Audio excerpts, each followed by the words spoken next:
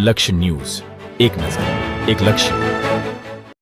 Dhrangadhra Halvad highway road પર ચુલી નજીક આવેલા ટોલ ટેક્સ પર આજરોજ વહેલી સવારે એક ટ્રક ડ્રાઈવર પોતાના ટ્રક લઈને મોરબી તરફ જતો હતો ત્યારે ટ્રક ડ્રાઈવરે ચુલી નજીક આવેલા ટોલ ટેક્સ પર ટેક્સ ભરીને આગળ જતા ડ્રાઈવર પાસે ટોલ ટેક્સ નજીક અન્ય વ્યક્તિ દ્વારા વધુ પૈસા ઉઘરાવતા હતા, જેમાં 500 રૂપિયા ઉઘરાવતા હોય તેવો આક્ષેપ કર્યો ટ્રક ડ્રાઈવર દ્વારા કરવામાં આવ્યો હતો અને તે પૈસા ડ્રાઈવર દ્વારા આપવામાં ન આવતા તેને મારવામાં આવ્યો હતો.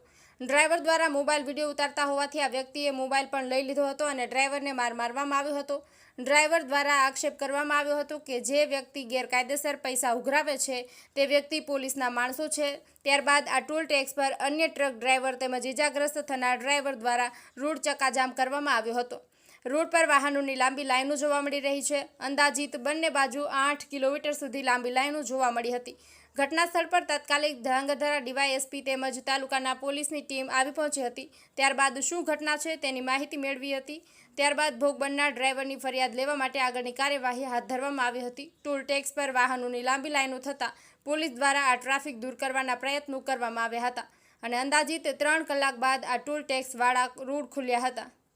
બ્રિજેશ ત્રિવેદી, સુરેન્દ્રનગર. 3 કલાકથી સોલડી ટોલટેક્સ પાસે ટ્રક ચાલકોએ હાઈવે જામ કરેલો છે.